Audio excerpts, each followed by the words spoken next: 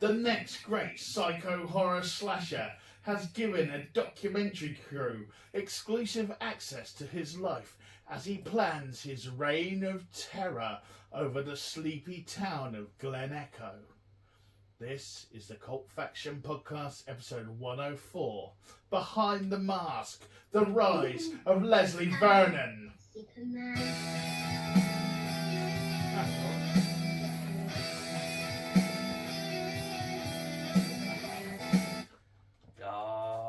Overloads. Ding, ding, ding. You cut me off.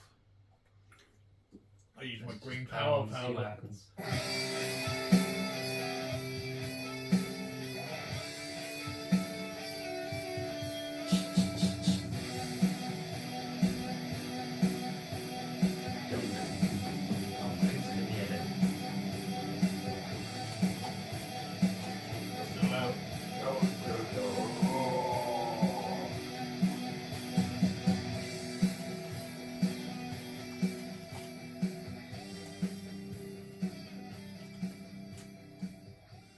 Hello and welcome to the Cult Faction Podcast, episode 104, where we turn our spotlight on Behind the Mask, The Rise of Leslie Vernon. But before we get to that, hey, how are we doing, guys? 104. Yeah, the Christmas card, or rather the birthday card from the King is a distant memory. Yeah. What have we been up to then? Nothing. Seriously, It's nothing. Been a bit boring. Oh, okay. No barbecues. No nap fights. You went to prom. I didn't go to prom. She went to prom.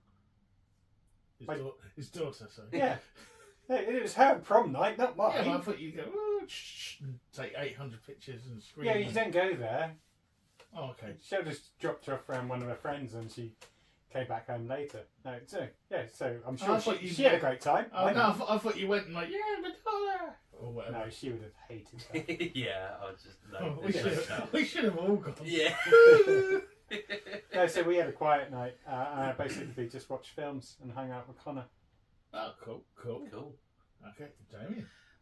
So it's Chloe's birthday, second birthday on Right. yesterday, but we had people round on Sunday, family and stuff. Cool. And then we what's cool for a 2-year-old? What's the present these dolls days? and shit. Any particular brand? She loves she's got a 3-wheeled scooter. Ooh. I wondered what you were going to absolutely say loves then. So it's got this little toy that's got 3-wheel wheelchair. No, so she's absolutely loving that.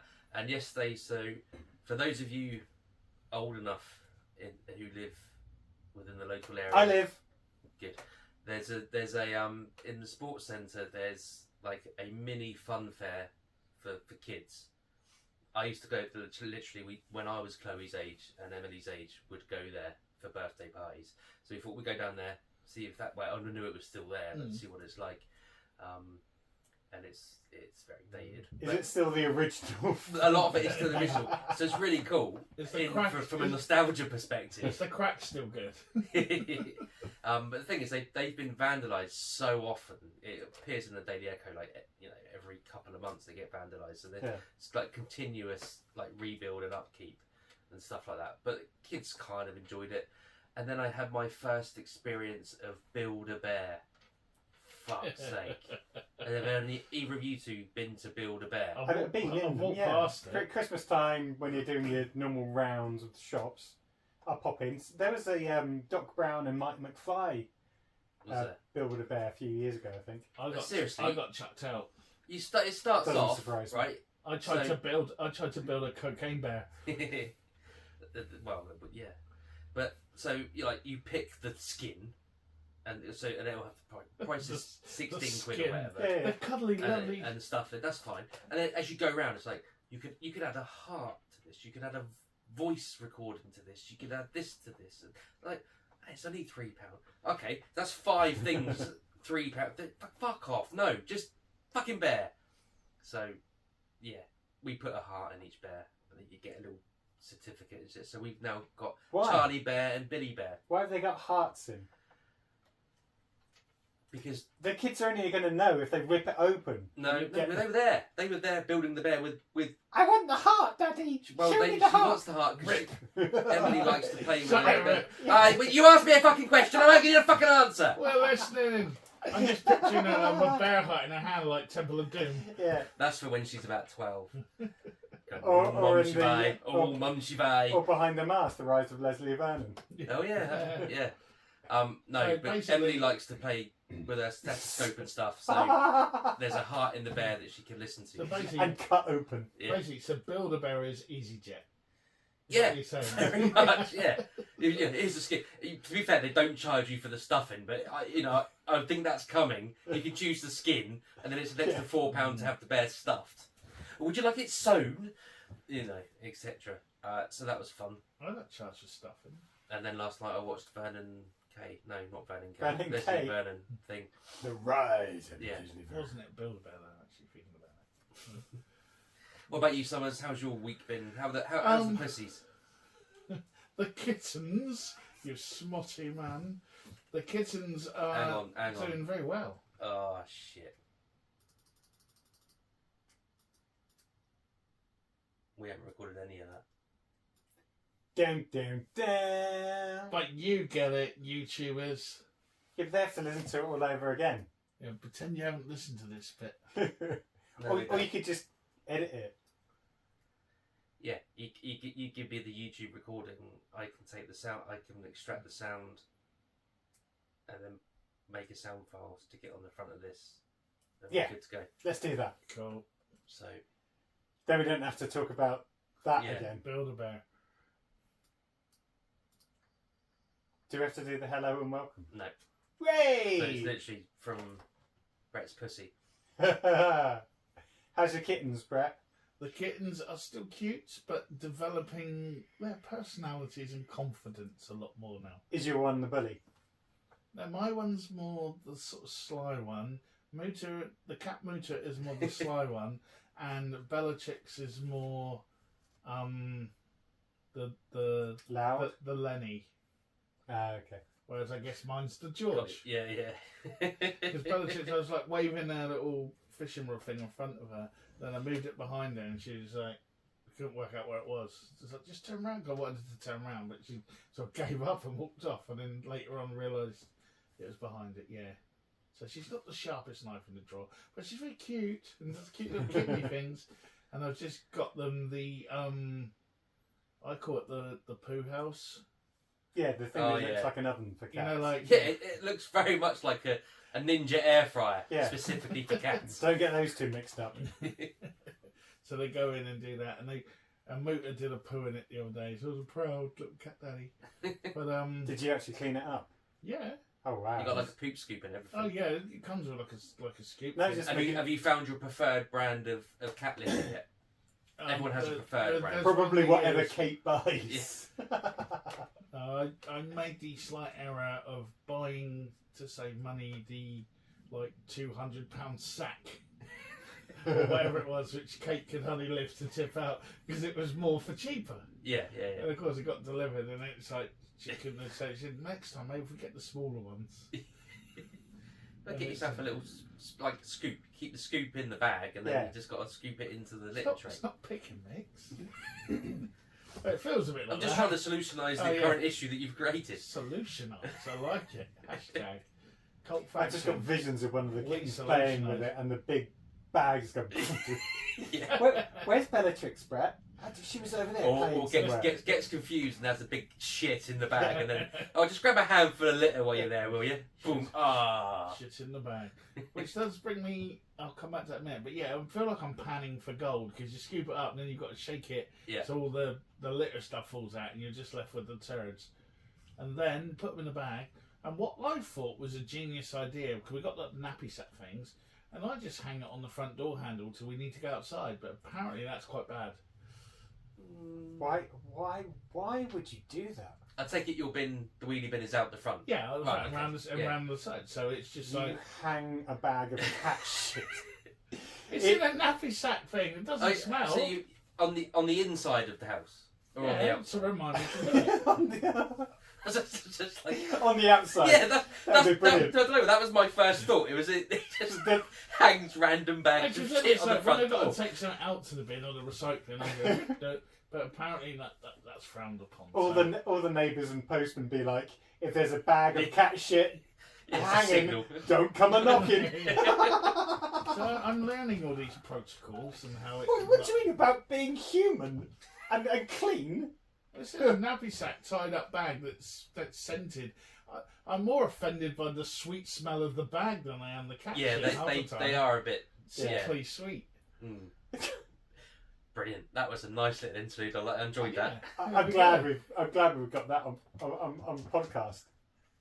An insight into the life of Brett Summers. So if you do own and produce nappy sacks for kittens that don't smell if too you do bad, own and produce shit, can, don't hang it on your doorknob. We can do that, and maybe if you've got those stick-on handles I could use, it'll be great. But no, they're doing really well. They've got the confidence up. They are loving the milk. Which is great because, like, you know, the one they really like is the really expensive one. So we're moving them down. You're going for the co-op. Oh, you've been conned into cat milk. Oh yeah, they love it. Oh, God. Of course they do. But they like normal milk as well. Why is it a con? And hello, welcome to Kit Fiction, our cat podcast. Just because it is. This is just a con. This pumped full of catnip or some shit. Just put normal milk down. They'll drink that. They wouldn't know any different if you hadn't bought them the special milk in the first place. Oh, but there's flaming galah. It's for like growing kitty cats. Yeah. It's like SMA or whatever. Marketeer's dream. There's no free T-shirt yet. Speaking of marketeers, if you have a brand of cat milk that you'd like us to try, not us personally. I'm not trying no cat milk. No. Live on air. But yeah, so just been basically chilling, playing with the kiddies, and watching some films. I'm just not sure you'd be anyone's demographic.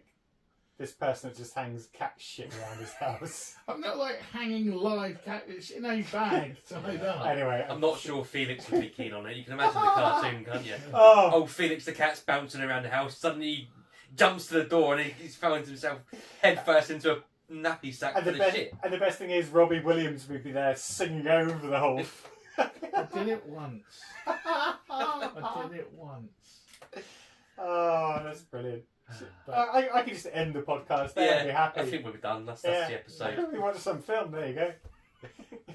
the cat shit of doom. Yeah, so pretty much.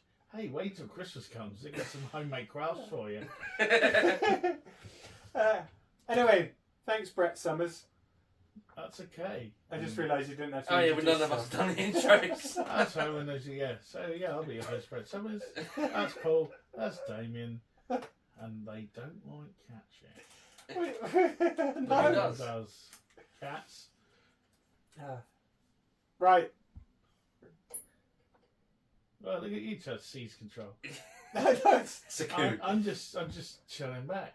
Okay then. Yeah. So as I say, playing with the kiddies and watching films and a bit of TV. What you guys were watching, Paul? Nice segue. Well done. Was that a segue? Terry Wogan's hardly, turning in his grave, is he? He's dead. Yeah, sorry, Brett. He's off the suspect list then. Yeah, very much so. Wogan. Okay, so Wogan didn't have to pay for anything. No, he's such a good guy. Anyway, let's move on. Yeah. Sorry, it's Right. not you. This is not a banter podcast. Yeah. It's a serious thing. So I want to start off by last week. I think we mentioned this new program that was on Sky, Fred's. The Ark. Oh So- yeah, I haven't watched We did it because yet. none of us have watched it. Yeah, so I thought, Give it a go. I'll take one for the team. I wouldn't bother if I were you. Really? It's got Yeah. a second season though, so Yeah. which is they don't renew the thing about the ghosts with the kids and the investigation ghost things. Scooby-Doo. No, what's it called? That was Netflix though, wasn't it? Yeah, I mean in general, Just these in things get general. cancelled, but the Ark. Well, it feels very much like a cheap TV series. Lockwood and Co. Lockwood and Co. Yeah, but it's not that. It's The Ark. Yeah, it's just not very. It looks cheap, and there's nothing brand new in any of the storylines. Plot is, and it gives it away in the first 30 seconds of the program, so I'm not giving any spoilers. But they're on a voyage to a distant planet to colonize it, so that their families can join them. Big accident. They're stuck in like this one bit of the ark with like 100 days worth of food and water. So they have to try and find out how to live. Sorry, but it just sounds like everything we've seen. But it doesn't sound like it. It's like absolutely. a cross between Battlestar Galactica and. No, so is anyone called Noah? Don't think so. No. And Noah Wiley. And they're taking bits from Martian, i.e., someone just so happened to smuggle on tons of dirt. It's like, how would you? What? You can't just anyway. Yeah. But he's got dirt, so he can possibly grow yellow fragrance bags. You could put it in there. So he could. Well, no, because you could probably just hang it up all over the ark. Exactly. Everyone's quarters have got a bag hanging up. Yeah. Hiding in plain sight. And there's a murderer somewhere. So this is I've got through the first 2 episodes. It's not great. I don't know whether I'm going to go back to it. So anyway, I might just delete that. Then I was excited. There was a new show that had a second season. I might try one more episode to see if it improves. Sorry, did you say how many episodes in are you? 2. Oh. Yeah, one more is worth the effort. Yeah. But the acting's not great, particularly from a couple of them. Anyway, Crowded Room. I almost said the Crowded House. Crowded Room with Tom Holland on Apple TV.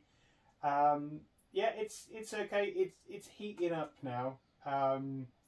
Things are starting to progress now that we've really identified what is going on with Tom Holland, and I'm not trying to give anything away, but if you do a Wikipedia search on what the book was called, where this is made from, and it shows you at the start anyway, then you'll have an idea of what's going on before this episode. But catch it in a bag. But this episode is where we really find out the detail, and it's okay. It's not going to blow your world, but again, it's alright, and Tom Holland's alright in it, and Amanda Seyfried's are okay. The big ones, and again, I've only got a couple of films to talk about. So finally got round. It was a great weekend. Been looking forward to blockbusters coming, available to stream, and I had Dungeons and Dragons and Guardians of the Galaxy. I was like a pig in shit. I had my cat shit. Yeah, literally. I had my 2 blockbusters. So Dungeons and Dragons, I thought was all right. Did you see the cameo? Or which one? Easter egg, whatever you call it. What, with the original? Yeah. Yeah. Well, they didn't exactly hide it. No, but that was quite a good nod to the 80s cartoon. Which should be a film. Mm-hmm. Absolutely. But I think they did an okay job. I think Chris Pine was all right as his... the one that bumbles through as the adventurer and somehow manages to get through, even though he's not great at fighting or stealing or anything.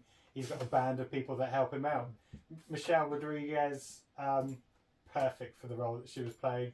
Did she just play Michelle Rodriguez? Yeah, typical badass who basically saves the day.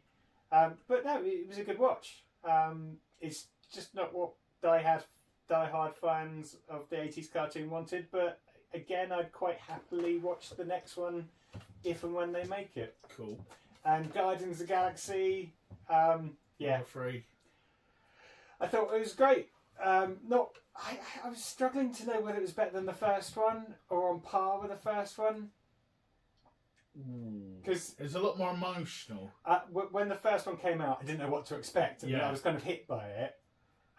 This one, it did play for the heartstrings a little bit. Yeah, but thoroughly enjoyed it. And, there's potential rumours that we may get our own Star-Lord film coming. Mm-hmm. But who knows where Marvel are going to take it. What's the difference between a Star-Lord film? So it's just him. Well, it'll just be like a solo he's the film. main protagonist in these well, films. Well, he's not really. Oh. He is. Well, I'd say at least he was in the first one. I can't remember much about the second one. He probably was in the first one, but it's the big crew the second around one's him. a really annoying ending with Kurt Russell and yeah. And no, in the third one, everyone gets their time to shine. Okay. But yeah, it's I thoroughly enjoyed it. Oh no, it's really good, but it is. I'll be interested in watching it now. Actually, now that I have kiddies, because it does play on that. If you're an animal lover, I think it will. There's some horrific bits. Very almost. Was it Sid from Toy Story? Sid in Toy Story is the bully. The horrible kid next door, Yeah. and like what he does. It's almost a bit like that at times. I thought, but it was really good though. Yeah, I mean, I'm able to Separate dissociate fact myself from from fiction. a film. Yeah, I've got so am pets, I. although I don't. So Really is this like on? pets. With this, is this available on? To buy? So still not up there on Disney Plus's. No, not yet. No, I won't bother as I with said, this. I couldn't be bothered to wait. It was out. I was watching it. I got a feeling. I got a feeling that's going to be their Christmas. Yeah. One they Yeah, drop. I can wait that long. Yeah, that's it. Me out. Okay, spinning it round to Damien. Okay, so the only thing I've been watching, and we've literally binged watched from start to finish, is Silo, which we've spent a lot of time talking about all around. I still need to watch this. You still need to watch it, and you do still need to watch it. I do want to It's watch it. Very good, very very good. To be fair, nothing new particularly in any of the narrative, the storylines. It's done really well. Yeah, exactly. It's done really well. It does. It's good that the protagonists don't necessarily focus on the things that you think they're going to be focusing on. So in a lot of these type of shows, there's like one or two mysteries, but they're going to go and that's the thing they're going to focus on because it's the stat. But they don't. It comes as a surprise what she starts investigating and et cetera, et cetera. So it's really good. Some of the twists and turns signposted quite early on. Yep. But again, the overarching mystery, even though it's kind of obvious, it's just well done. Yeah. Yeah. I don't want. I'm not going to give anything to. No, that's cool. But, and great cast as well. Yeah, cast is good. The action's good. It's directed well. You know, there's actually nothing wrong with it. And you've watched the whole series. Did the whole series. So you see like my 4 point days. about it ends, and even if it ended there and there wasn't a season 2, which you know that there is, it's an ending. Yeah, it's an ending of sorts. You're right. Yeah, it does. Those most of the threads are tied up. It's just it opens up a whole new thread. So yeah, that's the only thing I've been watching. And to talk any more about it would give away stuff from the actual series, which wouldn't be fair to anyone who hasn't watched it yet. Because if, like me, you were waiting for it to finish before you started, because the last episode only dropped last week, sometimes, didn't it? Yeah, I think so. Yeah, ish. So, Mr. Summers, what have you been watching? Okay, well, I started off. Oh no, sorry, I watched a couple of episodes of Tales of the Unexpected. It's on. I can't remember. I think it's on Sky Arts. Sky Arts, yeah. Now, Which ones? This is the thing. You see, I think we all look back on Tales of the Unexpected with proper rose tinted glasses. It's a very mixed bag. Yeah. Yeah. So, in fact, one of the episodes was so bad I can't even remember it. But the other one was also quite bad. But it had Toya Wilcox in it, Right. and Ralph Bates. And the basic premise is she was a supermodel in the 60s who did a series of perfume adverts, but they overdubbed her voice. She got really shitty about the fact that her voice was because she had a proper East End London accent. So she gets all knocked off. They eventually drop her. She gets all manner of problems. Goes, and it's like fast forward to the 80s. And she's out of a mental institution, and she finds out that the guy she was seeing is no longer married or divorced or something or another. So she gets herself all made up to be glamorous again and whatnot. And she bumps into someone who is now seeing this guy. And this person invites her to dinner, so she gets all dressed up and thinking she's going to steal him back from this Ooh, woman. Henry Higgins. Yeah. But he's been in a car accident and has lost his vision. So Has he still got his sense of smell, though? don't get that far. Oh, That's when it I ends. thought It's you like said she's she was a done. perfume. Yeah, no, I think that's just that wasn't really relevant. So I was just trying to build up her character. Oh, well, and there, it ends there. And that's where it ends. Yeah. So the whole thing was like it's like 25 minutes of what's going to be the what's the inside number 9 here? What's the twist? And then the twist is she's done herself up with a load of makeup, and Ralph Bates is now blind, so he can't see her anyway. It's like, oh, that was a real proper, because some of this, it's just the way it's directed and stuff. It was really well done for its time. Yeah. And then that's the twist. You're like, oh, for fuck's sake. There's no weirdness. It's not Timothy West turning into a bee or something. Well, my favourite one ever was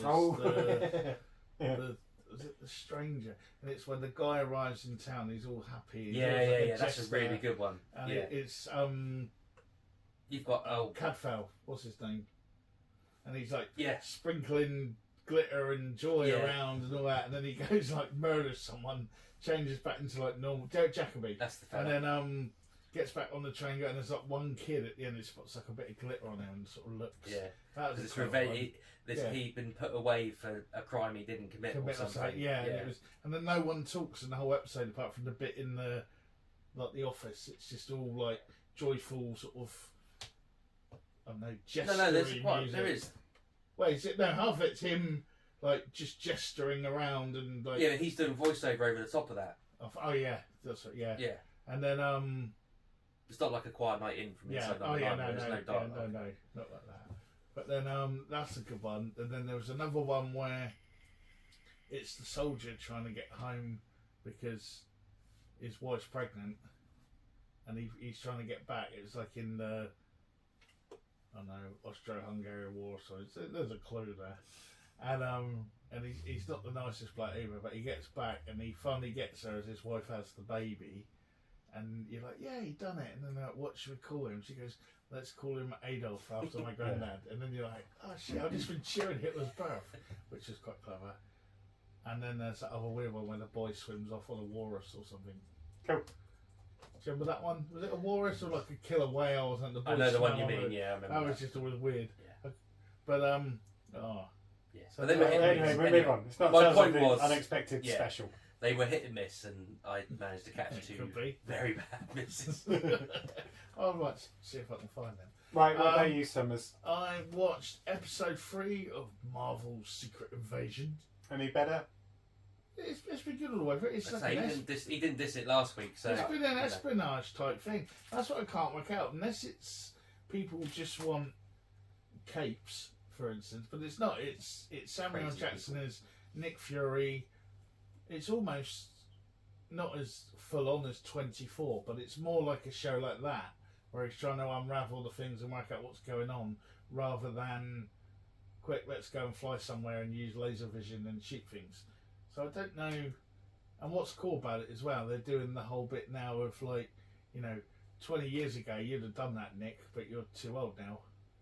You can't do that anymore, Nick Fury. You're a couple of days from retirement. It's that kind of thing, and it's that sort of the characteristics of him trying to sort of like, I can still do it, but he might not be able to, and that's quite nice because he's always been quite cocksure as Nick Fury. So to see him sort of the self-doubt and maybe I am a bit older now and time's caught up with me type thing. I think it's been quite good, but everyone, and again, it's one story. It's like 8 episodes or 10 episodes. It's one story. But then, no, it's not the same. It's like you've just seen like Act 1. Scene 1. You've got to watch. Hopefully, it plays out the right way I want it to. Then I'll like it all. But we'll see at the end. Star Trek: Brave New World on Paramount as well, which is the series where it follows Captain Pike and his lot. That's been really good. I'll take your word for that. I think you'd like this one. It's a lot more. I'm gonna get a T-shirt without printed on. I'll keep As long as it's got the Cult Faction logo. Yeah. But it's a lot more.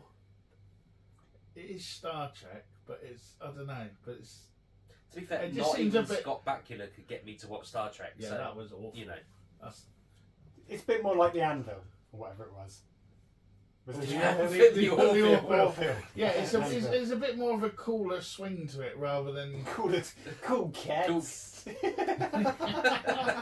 for cats. You're right, there's a theme this week. No, it's got a bit more of a cooler swing to it I've just rather found than the closing music credits. yeah, and then I felt Kate had never seen Mean Girls. You felt Kate. Well, yeah. Sorry, Don. She'd never seen Mean Girls. Kate had never seen Mean Girls, Neither so I have I. felt you never seen it. No, Did you invite Lee round? I'm sure you maybe watch it, not me. No. I've definitely not seen it. but that's still really funny, and you forget all the other people that are in it. That Yeah, are I know. the main ones. You know, one of like, those it's films like that's just yeah, full of like the Yeah.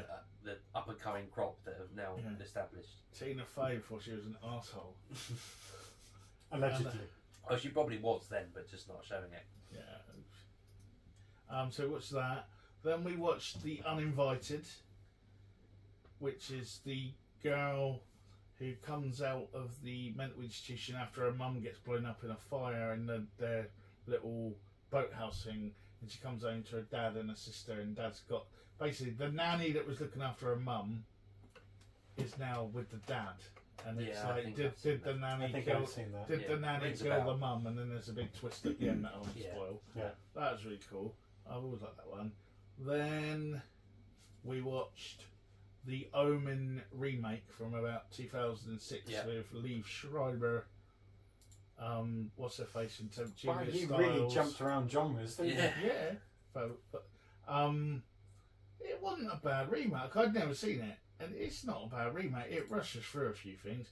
Peter Postlethwaite as the priest was pretty cool because, you know, he would have to replace oh my god, what was his name? The old Doctor Who, Patrick Troughton. Yeah, it wasn't a bad movie, but I'd already seen it before. Yeah, Do exactly. you know what I mean? So it was sort of. Yeah, it reminded me a bit of what you were saying earlier about the Psycho remake. You know, on its own, it's not too bad, but it is just a remake, Yeah. really. And Julia Stiles was very cardboardish, I felt, in that. The kid was cool, though. But the one that I did like, there was all these journalists, as near the beginning, after, I don't know, something happened at the beginning anyway. But this one, all these journalists he pushes through, and one of them, like, grabs him by the shoulder and asks a question. And I was like, why that one? I looked it up, and the guy that asked the question is the original Damien child from the first, Oh right. the Yeah. original Omen. I thought, why? He was there you with know, his notepads. oh, yeah. I'm going to make a note with that. That was good. But I like it when they homage the thing, same as the nanny and So is Jack there being, is there a is it actually is it the first one with the glass? that's the original one. Decapitation. In this one, it's a thing on it, like when they're in Italy or wherever they are. It's sort of, it still gets decapitated, but it's not glass anymore. It's like a screen door thing. Something hits something, and it's a bit like Mousetrap. All these things happen, and then it knocks it, and it On takes him Final off. Destination and But Omen. yeah, David Furrells, whatever his name is all right in it because he just seems to be popping up in everything I watch at the moment. And but yeah, no, it was all right. And yeah, what's her face from Rosemary's Baby was the nanny. Yeah. So a little bit of stunt casting through. I'm always a fan of a bit of stunt casting. Yeah, you love a bit of stunt casting. Oh, I do. Oh, I do. And then Kate said that she didn't think there was any really decent British films.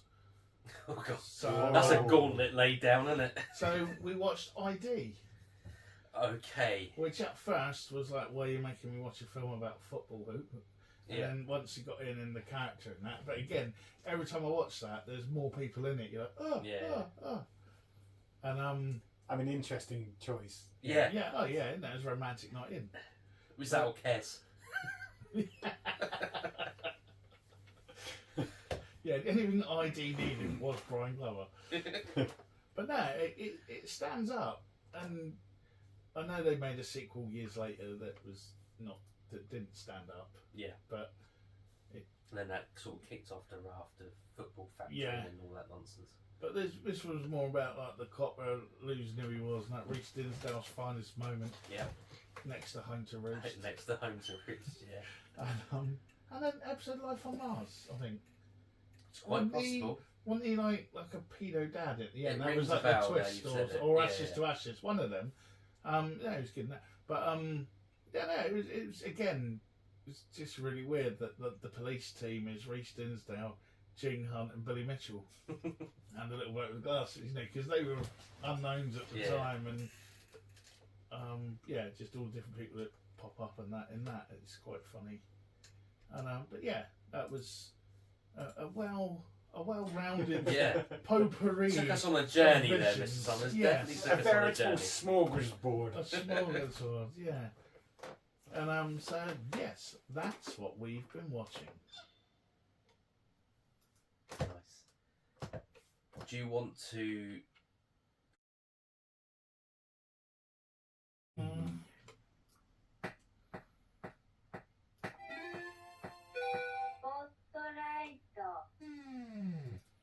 Behind the Mask, The Rise of Leslie Vernon is a 2006 American kind of mockumentary, black comedy, slasher film directed by Scott Glosserman.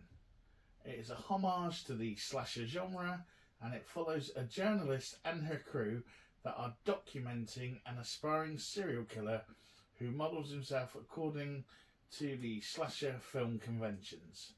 It stars Nathan Baesel, Angela Goethals, who was the little sister in Home Alone, the late Scott Wilson, who was in The Walking Dead, among other things, the late Zelda Rubenstein from Poltergeist, and some bloke called Robert Englund. Kane Hodder also pops up. Wilson became involved in the film after a suggestion from his friend Robert Englund, who was already cast in the film. And according to writer David J. Stieve, Wilson's character Eugene was written as both a homage and allusion to Billy Lenz, the antagonist of the 1974 film Black Christmas. He notes that both characters helped pioneer the business of fear, but were not as widely recognised as much as their successors. In earlier drafts of the film script, Eugene was more heavily implied to be Billy, but the idea was later abandoned in subsequent drafts in favour of making the character more of an archetype or an amalgamation of various slasher villains. I put that in because there's been internet debate all over the place on who Eugene might be, from Leatherface to whoever else. I have to say, when I was watching it, I was thinking, who is he supposed to be based on? Any particular? Yeah, because in this world of Leslie hero, it's not Vernon, the right word, is it? But yeah, slasher, murderer. yeah, because in this world of Leslie Vernon, Michael Myers, Jason, Freddy are all real documented serial killers. Just to establish that as well. Yeah, and then they kind of ruined that illusion by having Robert Englund in it. But anyway, that's my stunt casting. Yeah. Principal So you love a photography bit of took that. place in Oregon, although the story takes place in small town Maryland. And due to the limited budget and location restrictions, some of the script was rewritten during the filming to accommodate for the filming locations they discovered. During filming, several locations needed set and scenes and were scouted as they were filming. It premiered in 2006 at the South by Southwest Film Festival and made festivals all over the world, and was released on a limited budget across the United States on March the 16th, 2007. And it's now noted as Zelda Rubenstein's final film role and was released just before her death in 2010. So yeah, so it's a lot in there. And so any ideas, thoughts, memories? Has anyone heard of this before? I had never heard this before, and I was listening to an old podcast few years back now. I can't remember which one it was. I don't follow it anymore. And they just kept comparing it to this, and I was like, yeah, I remember you talking about it. I don't know what that is. And then I found it on like a DVD somewhere on eBay, because again, it wasn't on any of the normal channels or means of watching things. And I managed to find the DVD and watch it, and I was like, ooh, I like this. Any other memories? No. Yeah, so it must have been a year or two ago when you sent me a message saying you need to watch this film, or you may have talked about it on the podcast. It was a conversation on here. One of those conversations that So brought me. I literally went away that week, watched it on Amazon, and then talked about it next week, saying how much I enjoyed it. Cool, so flashback. And Damien. I remember you talking about it, and I remember you talking about it, and I didn't watch it. Okay. So let's I dive know. Live and learn. Here we go. Let's dive into it. Oh, okay, it's me. Yeah. The film is shot as a documentary set in a world where the killers depicted in famous slasher films are historical figures. A journalist named Taylor Gentry and 2 cameramen, Doug and Todd, document the preparation of Leslie Vernon as he prepares to join the ranks of other slasher villains. Leslie lives in the small suburban town of Glen Echo, and his life's goal is to become a master in the art of fear. Just like his more infamous contemporaries Jason Voorhees, Freddy Krueger and Michael Myers, Leslie claims to be a boy from a local urban legend who supposedly became possessed and killed his family before being killed by the townsfolk. But having in fact survived the attack, he walks Taylor and a crew through his plans, but refuses to truly explain his motives. Yeah. Cool. So I like this. I liked the Yep. the way they did the Mike Myers, all of that. The way they did that as a true events, I thought was well done. Even the guy who opens his front door, just by his front door and says, "Get the hell off my drive" or something, and shuts the door. Oh, that was Kane Hodder. That was his bit. Yeah. So I liked. Yeah, I liked the way cool. they did that. That was cool. I was thinking, I'm liking the look of this so It far. was nice, the piss take of Blair Witch at the very beginning. Yeah, he's cool. He starts off and you're not quite sure whether he's a Ace Ventura Yeah. wannabe Definitely. or Stifler. Yeah. But it's just the fact of like, oh, I'm going to go and kill these people. Do you want to come and film it? The brilliant thing is his energy. He's so pumped and Yeah. so excited, and him sharing his experiences with someone. Yeah, it's cool. No, it is, yeah, he's a very... I'm surprised. I looked at, he hasn't done a lot since. No. I thought he might have done a bit more. But yeah, I forgot his name. But Yeah, I think that's Leslie one of the Vernon. problems with the film. Is no one had heard of it. I mean, we hear about a lot of crap, This is true. and it wasn't on our radars. No, it just came and went, basically. Yeah. And well, we'll see what else happens. Okay, I'll move on then. So, to document his meteoric rise to power, Leslie has enlisted the aid of grad student documentarian Taylor Gentry and her 2 cameramen, Doug and Todd, sorry, not Doug Todd. Taylor has a one-on-one interview with Vernon, who affably details the tricks of the trade, including his plan to orchestrate a killing spree at his alleged family home, a rundown farm in the woods. At the farm, he plans to slaughter a number of teenagers before being confronted by his chosen virginal survivor girl, a local 17-year-old high school student named Kelly Curtis. He also illustrates the numerous pitfalls that come with his chosen profession, as well as the rules and code of ethics that every serial killer worth his salt must abide by. In addition to a strict training regime and learning theatre techniques to create the proper atmosphere, he has rigged the farm to be in his favour, sealing off exits within the house, mapping the routes the victims will take, rigging the electrical system to fail, and tampering with potential weapons in the barn. Leslie also discusses the bizarre behaviour of people in such circumstances, such as herding together without really protecting themselves, tripping on level and stable ground, and attempting to hide in obvious, dangerous locations. Yeah, this was brilliant for me. This was every Well, film. so this is where I started just getting Scream flashbacks, and I know it's done differently and all that, but Well, I it's think the this is the same response message. to that, isn't it? Yeah. is it? I don't know. It's 10 years later. But I like the way... No, but to me, this was like the other side of the curtain. This was all the effort that the killer gave. Yeah. Like, just like the sawing through the handles and things. So Yeah. when they grabbed them, it would snap. And yeah, so about the cardio. Yeah. You think it's easy to walk fast. Yeah, But make it look like you're running. Yeah, make it look like you're walking when they're running. Yeah. Don't get me wrong. I'm not saying it's not good. It's just I just kind of thought that it's a message that had been done 10 years ago. Oh, yeah. Or a conceit, if you like, that had been done. Yeah. But Well, It's we wouldn't just have the got- other. We wouldn't have got this without Scream. I guess so. I'd say, Yeah. It's just the other side of the coin, isn't it? Yeah, it's just like it just answered every plot hole in every horror Yeah. movie ever. Yeah, which I thought was cleverly done. It's a well conceived storytelling, if you like, a well conceived. Yeah. Let's just stick with that. Okay, so Leslie brings the crew to the home of his mentor Eugene and his wife Jamie. Eugene is introduced as an elderly man and a retired serial killer. It's a very, I forgot to put this down, but it's a very interesting way of meeting Eugene, who is buried alive at the bottom of the garden, testing his breathing to say how long he can appear to be dead. Well, it's the bit where he said, what time is it? Yeah. And so it's like, blah, blah, blah. It's Tuesday. Like, Tuesday. So, no, it's... Been down here for 4 days or something. Yeah.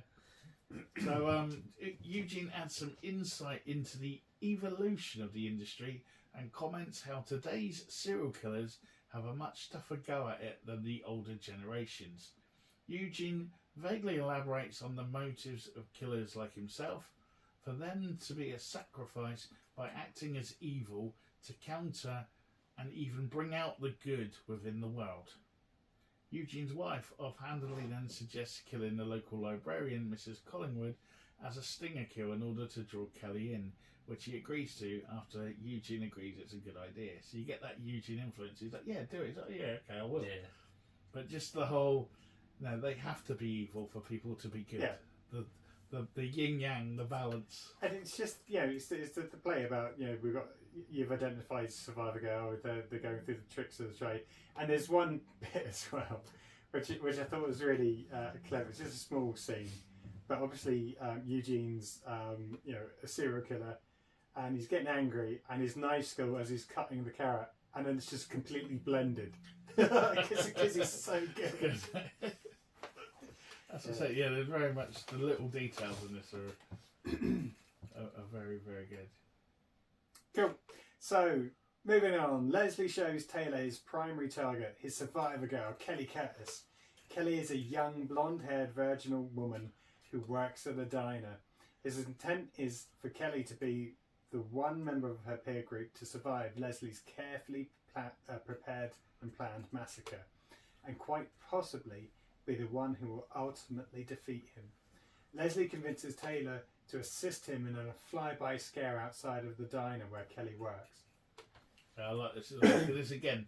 It's a scene in every horror movie that's ever happened. Yes. Yeah. The door closes behind, but the perpetrator is. And how does it look? Well, again, and we now we know how it's done. And the other thing about this as well is what you start to see, and what you're seeing at this point is where Taylor and the crew are getting excited about being part of it. Yeah. And it's like, the rush that they will all have afterwards. It's like high fives and all this kind of stuff. It's like, that was incredible. Yeah. But they're stalking a girl. Yeah. But it's okay in their world. And they're getting suckered in, yeah. But yeah, I do like that though. It's just every time I see that in another film now, it's like, I feel like it's like one of those behind the when you see how the magic trick's done. Yeah. This is the Penn and Teller documentary of the slasher world. Shall I carry on? You carry on, Zach. Okay, so later he details his red herring strategy, which involves killing someone who only has a marginal contact with the prime target, but is not someone whom Kelly is intimately close to. For this, Leslie chooses Mrs. Collingwood, the old librarian from the Glen Echo Library. Kelly spends a lot of time here, and Leslie manipulates her into asking for Miss Collingwood's assistance on researching a 30-year-old newspaper article, which again isn't actually a real news. So he's even fabricated the newspaper article and then gone to the lengths of creating a new microfiche that has the article in there, which is it's dedication to an art. Yeah, it's you do. That's the thing you get. This is a real. There's a craft to being a it's one of the things that we always say, isn't it?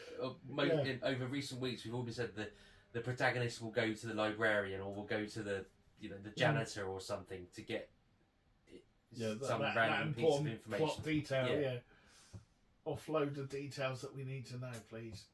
And again, it's all about there's hardly any chance that this is going to happen, but if all goes well, it may do. and even the cameraman's just like got his camera pointed at Kelly's skirt. Yeah. It's like stay on target. And is this the bit where I'm not sure if it comes later, whether this is a bit where Zelda Rubenstein is already going through her little monologue about the fate that led up to that. Because I think that's what she goes into with the article. Yeah. So it's just listening to her voice. All the memories from Poltergeist. Yeah. She's perfect for the role. Yeah, because she was the one who actually scared me the most of Poltergeist. But head towards the light, please. She was the one that gave me nightmares. So she's done a good job, and again, great casting here. So yeah, donning his torn up overalls and green fright mask, Leslie is ready to slaughter Mrs. Collingwood right before Kelly's eyes. But suddenly, a well-dressed elderly man bursts into the library, shouting Leslie's name and waving a gun, screaming, "No more! It ends here!" He fires off a few shots, and Leslie takes one in the shoulder. The librarian faints, and Kelly runs off screaming, but Leslie and Taylor's crew manage to escape the library without further incidents. The old man is Doc Halloran, or Donald Pleasance. Yeah, definitely Donald Pleasance. I was wondering if I haven't looked because I only watched this last night, but I was wondering if there was any relevance to that name, and I couldn't. Yeah, I think all the names. I think they're all something. 'Cause even Glen Echo. I think Glen Echo was somebody who was. I can't remember now. Right. Yeah. There's all sorts of little. Yeah. Nothing's by accident. But yeah. So Poltergeist meets A Nightmare on Elm Street meets Leslie Vernon, and it's nice to see Mr. Englund on the other side of it for once, rather than being the guy chased and killed and set on fire again. You don't look too convinced, Damien. No, not really. What I get what you're saying. Why did you not like him being in it when they mentioned Freddy then? Well, because you're supposed to have created a world where Freddy Krueger, Voorhees, etc., all exist, and there's not a person alive that doesn't know Freddy Krueger is played by Robert Englund. So you've then got Robert Englund. Yeah, but it just don't know. But in their world, Freddy's a real person. No, I know, I get that, but I don't know. It just felt like. No, I see your point. Yeah. Yeah, no, I get it is stunt casting in almost in its truest form. I mean, it's not as bad as having him appear for like 4 seconds in Stranger Things, or it's not as bad as that per se. But I don't know. It just didn't sit right. No, fair enough. Having him being like the Donald Pleasance, the Van Helsing type kind of character. No, I get what you mean. It's like the wrestling thing. You know it's fake, but you don't need it waved in front of you. Yeah. So, yeah. I mean, had he been playing the other serial killer, the retired, that would be... Yeah, because then you could go, we know who he is. Exactly. Yeah, get you. Okay, Taylor contemplates ending the documentary, but reconciles with Leslie and chooses to continue filming. Taylor and her crew continue to film Leslie's meticulous preparations for his killing spree. Leslie then explains to Taylor that the old man was Doc Halloran, his former therapist. Leslie is in fact overjoyed at this sudden turn of events and cites that Halloran is his Ahab, a representation of all that is good in the world, and one who serves as a primary counterbalance to all of Leslie's efforts. Apparently is the purview of serial killers to earn themselves an Ahab. Yeah, so he's stoked. Yeah, he's got the guy that's always chasing him now. Yeah. Moby Dick. Yeah. Yeah, some people might not know. No, I know. Yeah. So yeah, Ahab was the man who was always chasing Moby Dick. So every serial killer has that person who's always after him, and so he's gone up in the stature of crazy killers now. Yeah, it's nice. Again, little sort of nugget of reference to everything we've ever seen in those types of films. Yeah, they definitely broke this down very well. Okay. So Taylor, however, is not as elated by the experience as Leslie is. Taking some time alone with her crew, she begins to suspect that Leslie is not playing a trick on her with all of his psycho killer talk, and may actually prove to be a threat to Kelly. She goes to the diner to warn her, but runs into Doc Halloran, Holleran tells Taylor that Leslie lied to her about his background. His real name is Leslie Mancuso, and he's from Reno, Nevada. He tries to warn her to stay away from him, but Taylor and her crew leave the diner in a hurry.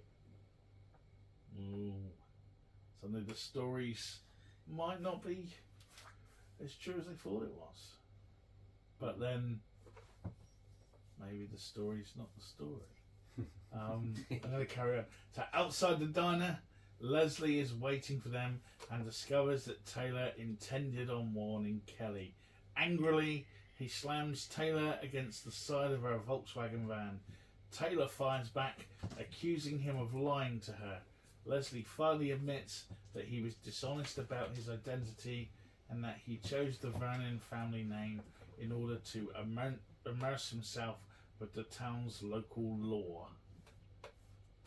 Yeah, so I think the bit that stood out for this was, this is actually the first time you see Leslie being vicious and evil. The way he pins her up against the van. It's not a fun thing now. Yeah, It's all been a bit fun and hyper before, but now it's like change and turn, maybe. Yeah. Anyway, after much planning, Leslie details his ultimate plot. Regional legend posits that the long-abandoned Vernon farmhouse is haunted by the spirit of the late Molly Vernon. It has become a tradition for young students to see who is brave enough to spend an entire evening inside the house. Aware of when the event is taking place, Leslie surveys the house at length, making sure that his strategy for slaughtering Kelly and her friends will not yield any dangerous surprises for him. He shows Taylor how he has bolted all of the windows, rerouted the power box, replaced fresh flashlight batteries with dead ones, and sabotaged any possible weapon that may be used against him. He has even pre-cut windows side tree limbs in case any of his would-be victims try to evacuate by climbing up the second-story window. He intends his final showdown with Kelly to take place in an adjacent building which the Vernons used to crush apples from the orchard inside of an old metal grinder. Yeah, so we basically get the walkthrough of how he's going to kill all of the kids. Yeah, and sort of how he's going to coerce them into going in one direction. And The whole plan, I love the soaring tree branches as well, because, we've all seen it happen in films. And again, they try and get a little bit of humour in there as well, where he's eating an apple and grinding the apples and stuff. But what's that used for? It's, well, making apple juice. Cool, I'll carry on, okay? Yeah. That evening, Taylor, Doug and Todd accompany Leslie Vernon to the farmhouse while the party is taking place. Taylor still thinks that Leslie isn't serious about committing wholesale slaughter, but she soon discovers how wrong she is as Leslie murders 2 of the revellers with his sickle. Once realising that this is actually happening, Taylor and her crew flee the house. Sensing her betrayal, Leslie comes outside and warns them against disrupting his plans. He goes back inside to kill the rest of the party goers. Yeah, so again, being a serial killer, they could have just ended it all there. But it's like, okay, this is the end of our agreement. Clear off. Don't ruin my Christmas Eve night. Yeah. And let me just enjoy it. My life's work. Yeah. And again, and like anything that we've already been warned of, they've had the chance. Yeah. They could have got out of there. But Taylor cannot sit by and allow these senseless murders to continue. The crew finally get a conscience after being fine with all this. Yeah. Stuff. It's been About an hour of them egging on this crazed lunatic. And now it's happened. They've maybe we shouldn't have done that. And they beg Leslie to call off his killing spree, but Leslie's adamant, believing that his survivor girl will define herself by facing him. He implores and invites the crew to leave, as we said, but ultimately they decide to stop Leslie. And at this point, this is the bit I thought was really clever, the film's mise-en-scene shifts from documentary mode to your kind of standard horror film presentation. I think the good thing is they've done that. They've done it a couple of times through the film. Yeah. So that you know that that's what's happened. If you see what I mean. So because you can tell they make a different. It looks different. And all that, they haven't gone full out. This is Blair Witch mockumentary. No. This is okay. We put the cameras down now. Let's be part of the film. So Taylor attempts to warn and rally the remaining teens together to fight Leslie, attempting to use the knowledge they have against Leslie. But Leslie's preparations appear to have expected the crew remaining. The group looks to Kelly for leadership, but finds her having wild sex with her boyfriend.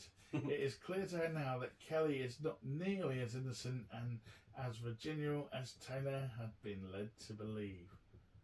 Yeah. That bit did take my surprise. That's the first time I watched it, because she's like riding cowgirl, waving a hat round and everything. You're like, and after all the build up of her, that was a bra.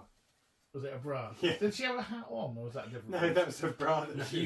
You've just kind of in your memory, you've stuck a cowgirl hat in her hand. Yeah. I don't know what that says about you, Brett, but I think Silver. I think the other thing here as well is where Leslie's saying, bye to Taylor. There is, and credit to the actors actually, because they go through a lot of different emotions for this, and there's almost a bit where there's almost you can feel the chemistry between Leslie and Taylor there, and it's like, is there a love interest going on thing? So yeah, I thought that was again quite a nice touch. But now we're full on. This is a psycho slash. Yeah, psycho killer. Film. Let's go see. Cool. So moving on, Vernon meanwhile kills 2 stoner kids who had the misfortune to wander out near the tool shed.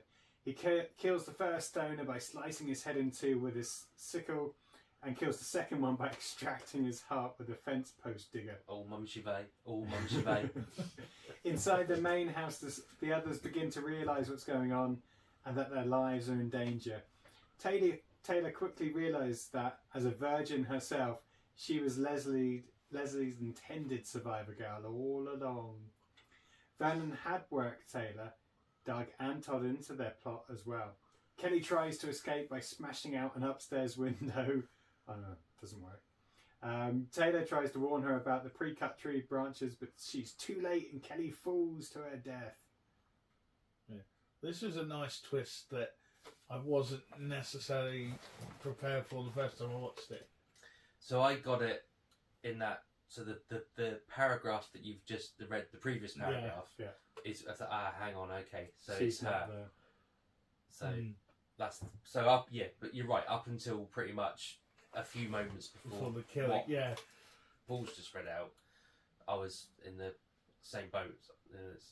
When pretty much the moment you see Kelly going for it, you think, okay, it's not her, it's whatever her name is. Taylor. Taylor. Okay. So the crew race outside to escape Leslie Vernon, and Doug decides to run off on his own, which I thought was a bit random. When he spies Leslie, he baits him to follow him, thus enabling the others time to escape. Leslie catches up to him in the middle of the orchard and breaks his neck. By this point, Doc Holleran arrives at the scene and faces Leslie Vernon inside the barn. Leslie draws in close and stabs him in the shoulder with his sickle. Does a lot of work with his sickle. Yeah. Todd tries to escape. Todd tries to stop Leslie, but Vernon violently pushes him into a support beam. So again, this bit annoyed me because obviously now you find out later, surprise, but it was like, he just shoves him to one side and that's him dead. It's like that wouldn't kill him. To be fair, all about the cardio. Yeah, but I don't even think that would knock him unconscious. To be fair, but anyway. Yeah. So, but all the pieces are arriving on the board now. And we know what they are. You've got the Ahab, you've got the Survivor Girl, the Wild Card. Because he says something about someone the person that runs off might be the trickiest one or so. He said something about. Says something like that, yeah. Yeah. So we've had that. He's got rid of him and broke his neck.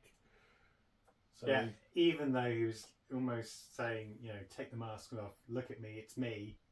We're in this together type thing. And it's like, well, you kind of ditched him. He's always intended on killing you anyway. Yeah. And then just breaks his neck.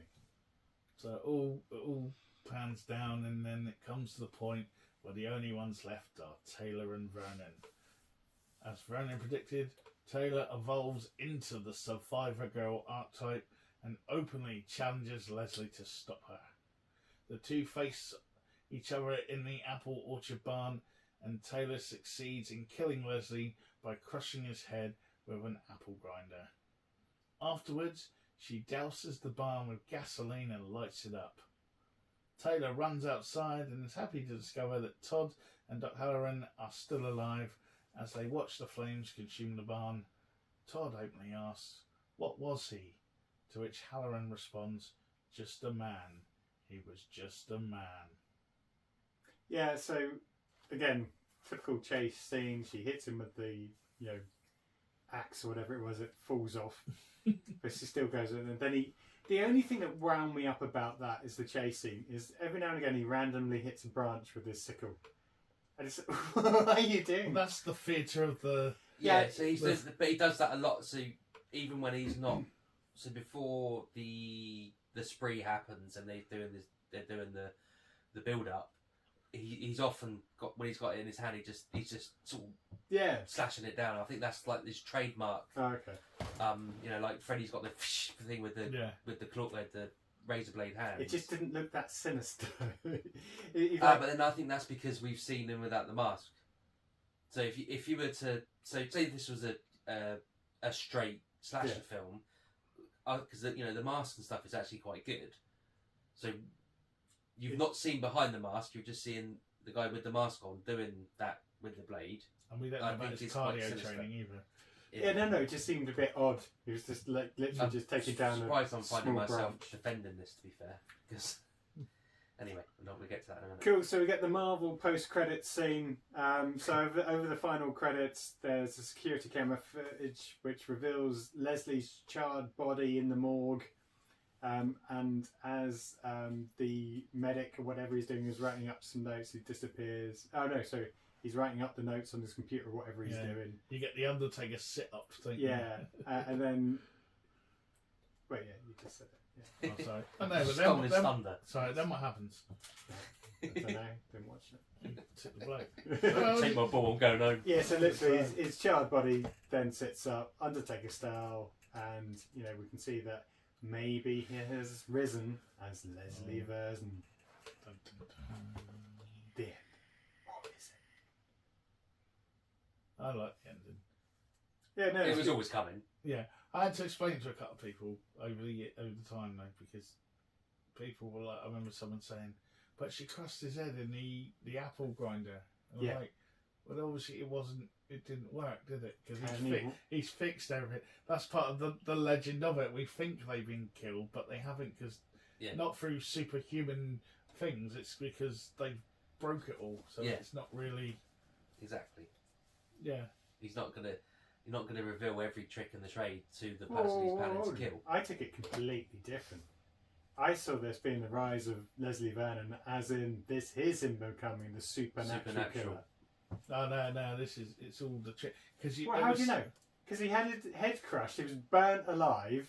He's just a man. He didn't have his head crushed because it didn't work. He just pretended it did. All right, and I know he had the fire protecting thing, but still. And then he did the coma thing that he learnt from Eugene. Yeah, I know, but I like to think about it the other way. Because there's only so much. So you want it to go down the supernatural route yeah, that he's this resurrected is, as. he's paid his dues. I'm not saying he wouldn't be all singed and burned and up on that. So, but it's like the rise from the dead. That was the thing. It was always gimmicks to begin with. Yeah, no, but I like to think that he's paid his dues. He's done his Hall of Fame. But he's signposted all the way that there will No, no, let me finish. He's signposted all the way that there will be a survivor girl that defeats him, but he's not actually going to allow himself to be defeated. Yeah. Otherwise, he doesn't get the kudos of being like Herschel from Walking Dead. So it's Eugene. Yeah. Yeah, I couldn't That's it. say his name. I couldn't remember his name in Walking Dead earlier. So he's rigged everything. I get all of it. I'm just saying, in my head, I like to think. You want him to be supernatural. You want to be a Krueger and a Mike Myers. No, I didn't. No, but I like it, but that's not how I took the ending. Because he tells them all. Even when he's applying the makeup that is, well, not the makeup, the anti-fire resistant stuff. But still, I like to think of him, making his, it's like the bit in. He's ascended to a new plane. Yeah, it's like the bit in the Disney film. What is it? Zeus or whatever. No, not Zeus. Bambi. No, where he's the son of Zeus. And Hercules. Hercules. Yeah, and he gets his comeuppance at the end. And, he's done his battled all the gods, and he gets his place in heaven. But he turns it down. So he's got his place in hell. Yeah, exactly. Yes. It's an interesting nice. take. But yeah, I forgot what I was going to say now. I was going to say something.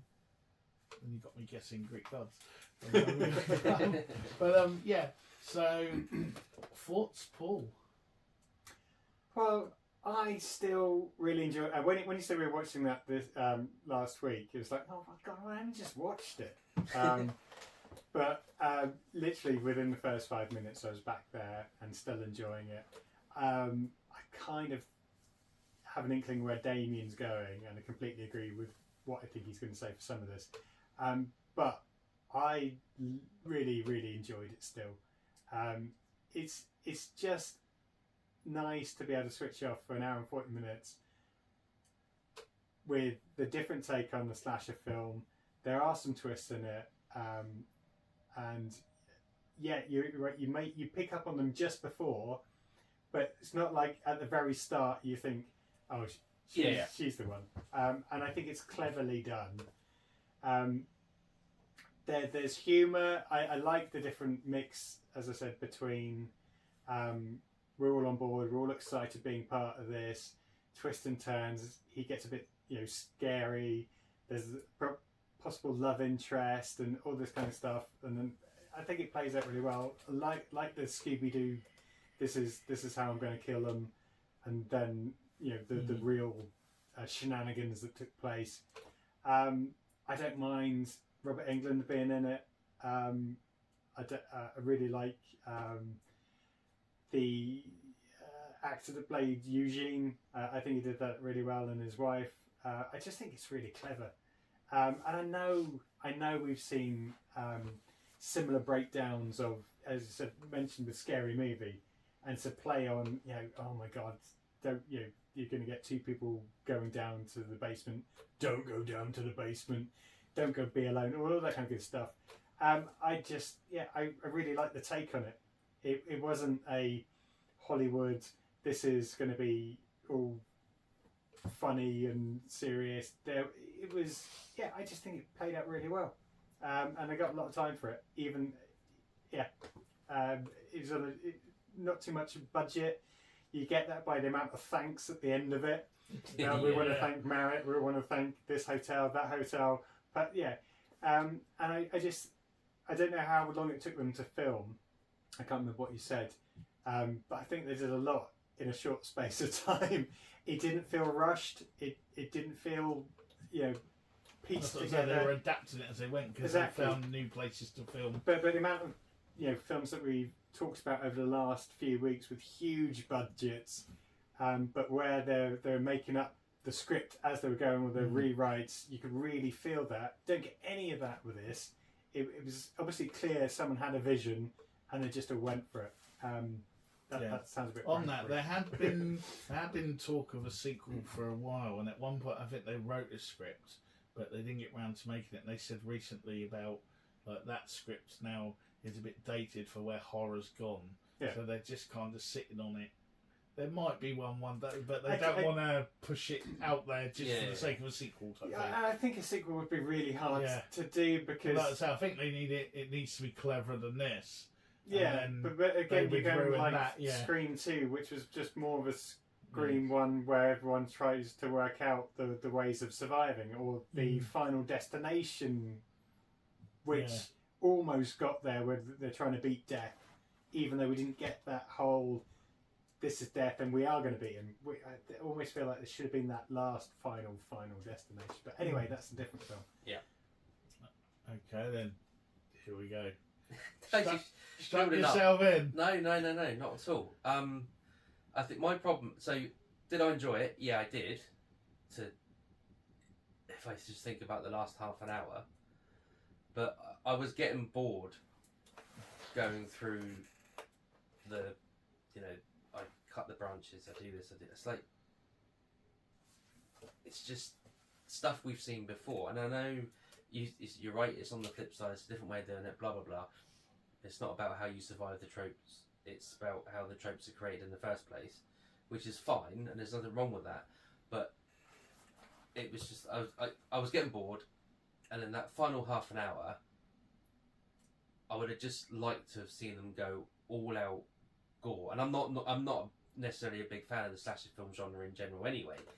But I think when you do that hour-long build-up of this guy is a serial killer, and he's gonna be your next Freddy, your next Jason, I just felt it didn't go far enough. You want to see the deaths to reflect that. You Yeah, want to see exactly. The gruesomeness of.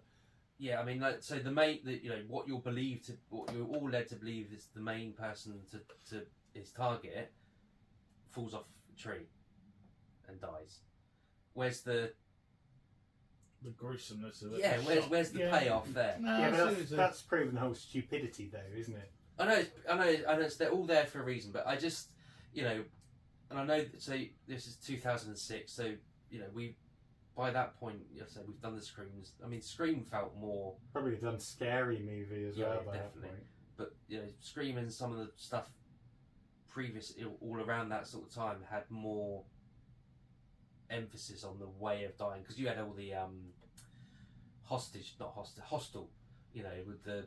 Oh yeah, the snuff, that's around that sort of almost time. like the snuff movie element, yeah. Wasn't it? Yeah. But I don't know. It was just the fact that you don't really get the payoff in the final massacre. This sounds an awful thing to say, but the deaths are kind of pedestrian and routine. Do you know? I'm just wondering whether that was a budget thing. It might not have been, but. I mean, we still got to see someone, have that heart plucked out. Well, you don't, but that's the thing. You just see him holding a heart. Yeah, but still. And in my mind, there's not a real major face-off between. Taylor. No, Doc and Halloran. Yeah, so you don't get because if they were thinking sequel, then have a bit more of a face-off between those two guys. And that's the thing, it's not thread really a hero that took him on. It was just he managed to survive. I know with Halloween, Donald Pleasant doesn't exactly, he's not an all-action hero. Schwarzenegger. But take that character and move it on to the next level. So it's just it's not. I am dissing it, but I'm not dissing it because it was bad. It's just you wanted more from that last half an hour, because the moment the twist kicks in, and it turns into a film rather than a mockumentary, is when I thought it was going to ramp up, and it doesn't really ramp up. Psycho. Yeah. Because you should have that proper twist of, because you've kind of he's been affable and you've warmed. Yeah, I get what you mean. This is Vernon for the last hour. This is what we talked about before with your Sons of Anarchy, Sopranos, where you're watching it and you're like, these guys are cool, and then they do something and you're like, why have they done that? He's like, oh yeah, they're evil bastards. Yes, exactly. It's that type of yeah. And you don't get that. You don't get it from this. But that's the point, actually. So Sons of Anarchy first came out around this sort of time, I think, didn't it? Probably around then. And there's more sort of there's more violence in that than there is in this, and that's what just I think lets it down. I'm seeing a bit different side of you. No, I just think if you do, because if you're going to do it right. Yeah, because you can see what they're trying to do, and it's also, you throughout the film you are supposed to, or at least you're led to warm to I'm about to say Vernon K. I've never warmed to Vernon K. Leslie Vernon. You're warming to him, and they should literally pull that rug from under your feet, but they don't really. Even in the final act, when he's having his, when he's supposed to be having his head crushed, he hasn't. He's killed people, but he hasn't been sadistic with it. He hasn't been, everyone gets a relatively quick death. As I mentioned, I think the scariest he is in it is where he's got her up against the van. Yeah, before that all really kicks off. So that's what lets it down for me. I see your point. Right. Yeah, I mean, for me, this was like a revelation. A film come true. Dream come true. It was just sort of like, it was just such a, I saw it as a fresh way of doing it. Yeah, they go over it a little bit, and I'd have liked a little bit more Easter eggs along the way as well. If you're going to play that game, play it. You know what I mean? There's some cool stuff in there, but maybe a few more little sprinklings of reference and things like that, just to pull it in more. But no, but I think they've done an amazing job. They told the story. I didn't get it till about 10 seconds before I needed to, which is nice because you know that doesn't happen often. And yeah, I mean this is you know, if it wasn't an 18, I'd be using this in media studies because everything is there. You know, if you want to learn how to do the slasher film, you can watch this because it explains it to you. You know, it's almost like one of those things where you get like, you know, Alan Moore does it, or Neil Gaiman does a thing about how to write a character. You know, they go through all the steps you need to do it. So compared to where, like you say, Scream is more of the genre thing. This is more of a, like a character. What's the word I'm looking for? Deconstruction. Deconstruction. There you go. Yeah, and it's kind of it was just something I wasn't expecting, and it was. See, that was sorry. You just reminded me of one of the things I thought of when I watched this last night. I didn't write it down, but so think of an eaten mess, right? So eaten mess is pavlova, strawberries and cream in a bowl or a glass or whatever. It's tasty. It's nice. You like it. I thought it was Boris Johnson. But you go to a fancy restaurant and they'll have on the menu deconstructed eaten mess. So you get a plate with strawberries, pavlova, and all separate. Yeah. It's equally as nice, but it's not quite the same. And that's what this felt like for me. It's like it's a slasher film, but they've deconstructed it too much, so you don't get the payoff. You didn't get the slasher. Yeah. Yeah, no, I get your point, yeah, but I think that the way they've done it at the beginning, I liked it. But again, I'd like to have seen a bit more, like you say, of the Duck Halloran, but then that could be the fact that they had Robert Englund for 2 hours. Yeah, but then, you know what I mean? It's one of those budget thing or whatever. But what does he add? He doesn't really add anything to it. Well, it could have been anyone. You get the Ahab. Oh yeah, it could have been anyone, but you know. But you know, if it's like, well, we can get Robert Englund for 3 hours, you're going to get Robert Englund for 3 hours, and then he phones his mate Herschel from The Walking Dead and gets him to come in. Yeah. You know, it's one of those things. But no, I think it is a horror film or slasher film that people should see, and probably is under most radars because it's not on. Or well, you don't even really see it in reference here. I've never seen anyone dress up as Leslie Vernon, or you know, like sort of. I don't know. It just seems to come out and just disappeared through the. Because there's no fear attached to Leslie Vernon. That's why. There's fear attached to Mike Myers. There's fear attached to Freddy Krueger, etc., because they are hidden behind that myth. You've deconstructed Vernon in the movie, so there is no fear for him because he's just a regular human. Mm-hmm. No, I see what you're saying. But as a film now, I thought it might be a cult sort of. Surely he's got to be the Halloween person that you go as just to be cool because he's not one of the normal ones. You know, like, I know my horror films. I'm Leslie Vernon. Who's Leslie Vernon? Oh, you don't know who he is? Yeah, I know what you're saying. Yeah, but no, I think it's a very good attempt at it. Like you say, it's a bit rough around the edges at times, and we could have got a bit more blood and guts. But I think that was more the fact that most of the money probably went on Robert Englund, although he did get his mate to come along. But yeah, okay, Paul. Out of 10, give us your rating. See, I was going to give it an 8, but after Damien's comments, no, you just kind of made me think, actually, the film could have been a lot better if he'd have just really flipped at the end, you know, and we got the darker side, and so I'm going to give it a 7. I really enjoyed it, don't get me wrong. It's just, Now that I've opened your eyes. Now that you put A that in fatal my flaw. head, that would have been really cool. Damien. Me, okay, so I was going to go 6, but basing on the fact that I thought that Paul was going to go for an 8. So I've got to go down to 5 because frankly, I didn't enjoy it as much as you two have. So, and for all the reasons I've said, I was getting bored, 45, 50 minutes in, and then it kicks in, and that's all really cool. But because he doesn't go full psycho, if you like, he does, but he does, you know what I mean? It's not. Yeah. Not to the to level kill you people, wished. you've got to go full psycho. But he doesn't. It's not as the payoff isn't there, so it's a 5 from me.